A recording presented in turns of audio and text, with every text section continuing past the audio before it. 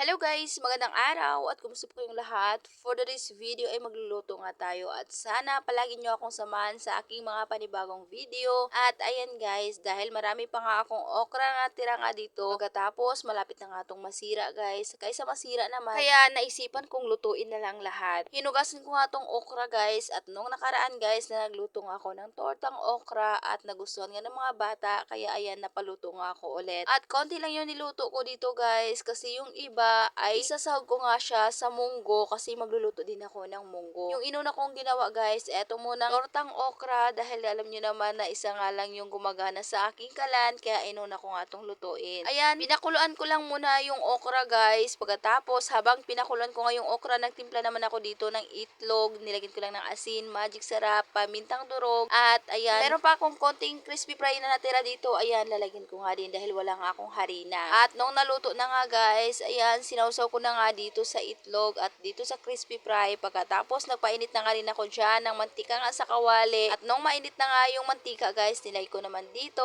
at etong mga okra. Pagkatapos nung naluto na nga etong okra guys, yan, pinalambot ko na pala etong munggo. Ganyan ako magluto guys, pinapalambot ko na muna yung munggo. Pagkatapos tsaka naman ako dito nga magisa ng bawang sibuyas at luya. Hindi ko na to lalagyan ng kamatis guys dahil napakamahal pa rin ng kamatis nga dito sa amin. Mas gusto ko pa naman sana nga sa munggo yung maraming ang kamatis. Kaso, sobrang mahal pa talaga yung kamatis. Kaya, eto lang muna yung ilagay nga natin. Masarap pa rin naman to kahit walang kamatis. At nung magisa na nga yung bawang sibuyas at luya guys, nilagay ko naman dito etong gulay na ginayat ko. Etong okra, pagkatapos sayote. Ginayat ko na yung sayote guys na mga maliliit para mabilis nga lang siyang maluto kasi luto na nga yung munggo. At yung okra naman, ginayat ko na rin ng mga maliliit lang. Pagkatapos, nung nasangkot siya ko na nga guys, yung mga ibang gulay, nilagay ko naman dito etong pinalambot ko na nga ng munggo. At sinangkot siya ko lang ulit. Halo-halo ko lang siya guys. Pagkatapos ko nang mahalo ay naglagay naman ako dito ng kaunting tubig. At pagkatapos nung nakalagay na nga ako dito ng tubig, tinakpan ko naman. At nung kumulo na, tignan nyo naman guys, nung kumulo na guys, napakalapot nga yung sabaw dahil nga to sa okra. At ayan, tinimplahan ko na kaagad guys ng pangpalasa, asin, magic sarap lang. At pagkatapos sa huli, nilagay ko naman yung hinimay ko nga na malunggay. Sobrang sarap pala guys ng ganitong luto. Talagang malasang malasa siya. At alam nyo naman, kapag gulay ay napaka-healthy. Kaya nung medyo okay na nga siya guys, tinikman ko naman yung lasa kung matabang pa ba siya. Kasi kung matabang pa ay lalagyan ko nga ng konting asin. At nung matikman ko na nga ay para sa akin ay okay na nga to. Kaya ayun, pinatay ko na kagad yung apoy at tinawag ko na yung mga bata para makain na nga kami ng hapunan. At ayan, luto na. Kain po tayo. Thank you Lord sa lahat ng blessing. At yan lang muna for today's video. Maraming salamat po sa inyong panonood. God bless.